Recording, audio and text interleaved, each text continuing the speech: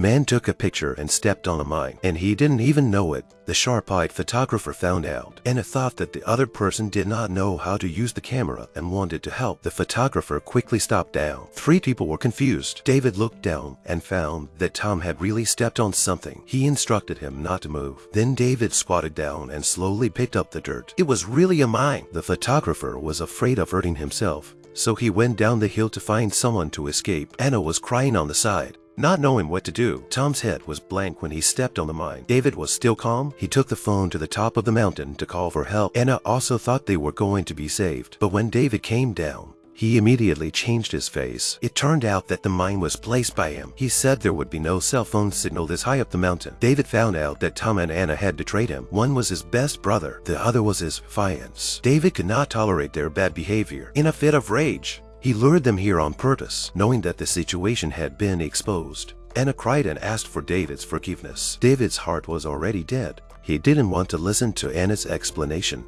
Then David went into the woods and took out the shovel he had prepared. He said that after Tom was killed, he would dig a hole and bury him so as not to pollute the environment. At this moment, Tom suspected that the bomb was a fake because David stood beside him for half a day, not afraid that he would accidentally detonate the bomb and collapse with him. Not waiting for Tom to finish, David pulled out the safety of the mine. It turned out that the safety of the mine had not been removed, and now Tom would be killed if he was not careful. Anna hugged David and said she knew she was wrong. David said he thought of them as friends and lovers who could talk to each other, but they betrayed him. The more David said, the more angry he got. He just threw the safety into the woods and left without looking back, carrying his bag. Anna, on the other hand, chose to stay with Tom. Soon David met up with the photographer. It turned out that the cameraman was the one David found to guide Tom to step on his own landmine. On the other hand, Anna found the lost safety pin in the woods. She used a knife to remove the lock cylinder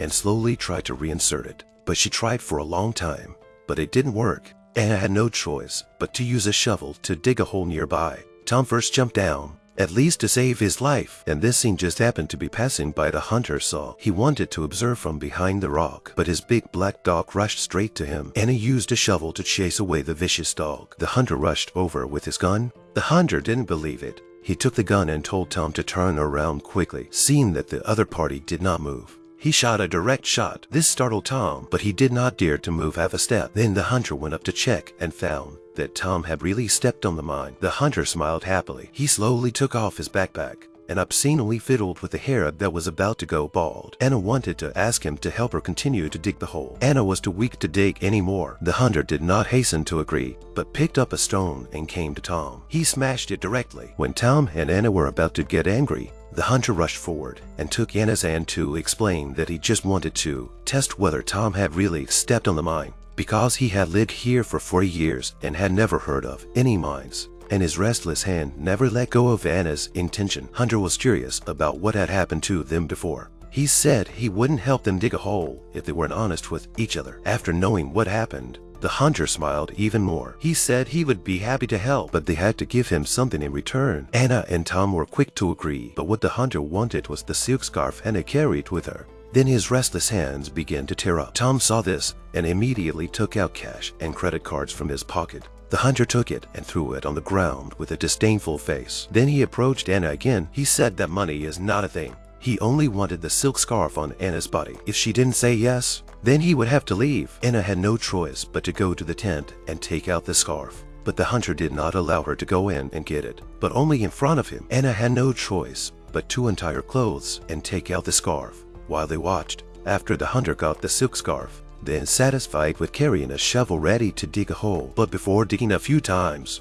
the walkie-talkie in the hunter's bag went off. Anna saw the situation and rushed forward. She wanted to borrow the walkie-talkie from the hunter. As long as the people at the bottom of the mountain helped to call the police, they could be saved. The hunter said that if she wanted to use the walkie-talkie, she had to agree to his other request. After that, he threw the silk scarf he had just taken off. He told Anna to crawl over and retrieve it with her mouth. Anna walked over and picked it up as if she hadn't heard him. The hunter did not agree. He asked her to crawl over to him. The hunter threw the scarf again. Anna crawled over and picked it up and handed it to the hunter. The shameless hunter was not satisfied. He said that Anna had to pick it up with her mouth to get it back. After that, he threw the scarf again. Anna did not want to give up her work, so she crawled over. In the middle, She was teased by the big black dog. The hunter was happy to praise the dog. After a lot of trouble, Anna finally got the walkie-talkie. However, the person on the other side did not speak English. She had no choice but to seek help from the hunter again to translate, but the hunter said he translated a sentence.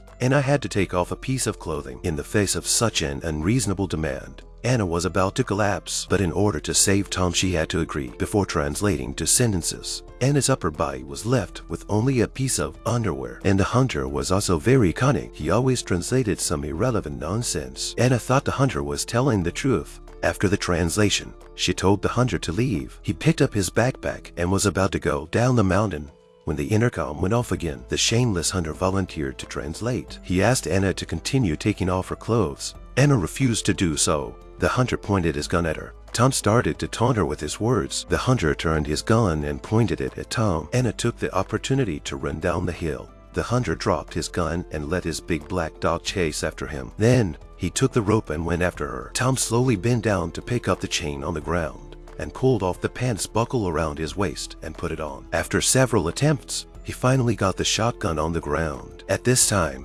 Anna was also caught by the hunter back. The hunter was not only not afraid to hold a gun Tom. Instead, he became more arrogant and domineering. He even threatened to have sex with Anna on the spot. After that, he took Anna behind the rock. Furious Tom was ready to kill the hunter with a gun, but then the big black dog suddenly rushed up. Tom missed his shot and hit Anna. He fell into the pit and passed out, and the mine did not explode. Before the hunter left, he told him to watch less movies. After saying that, he took the big black dog and left. Tom hugged Anna and cried his heart out. Soon after, Tom found the hunter's house. He wanted to buy a map of the place on the pretext of getting lost. The mother and daughter, who didn't know anything, invited Tom into the house. When the hunter returned, he was dumbfounded. He immediately recognized him as Tom, who had stepped on a mine. He found an excuse to kick Tom out and met him in a nearby grove in an hour. They planned to have a duel to the death. He told Tom not to hurt his family. Tom agreed. After watching his opponent leave, the hunter rushed back and released the big black dog to chase Tom. The hunter returned to the house and sat uncomfortably. Soon, he seemed to hear the dog barking outside. Then he went out to check. At that moment, Tom returned to the house with the black dog in his arms. He lied that the dog had been hit by a car. At that moment, the hunter also saw the blood on the ground. Seeing the situation is not good, he rushed home. Just inside the door, he saw Tom. The hunter took out the hunting rifle on the wall and tried to kill Tom, but the bullets in the gun had already been taken by Tom. After Tom taunted him, he took out his gun and shot the hunter twice in the thigh. Then he asked the mother and daughter to carry the hunter into the house. He took out a tie and told the hunter's daughter to tie her mother's hands. Seeing that Tom was determined to take revenge, the hunter began to plead with the other party not to hurt his family. He claimed that he had been drinking a lot at that time, so he would do such a ridiculous thing. Tom took a sip from a bottle of white wine and asked both mother and daughter to take a sip as well. Then he poured the wine on the hunter's lap. He said they were now drunk enough to start the game. He pulled the hunter's daughter and made her take off her silk scarf in front of the crowd. Then he made her crawl over and take it back with her mouth. He reenacted the humiliation that Anna had suffered.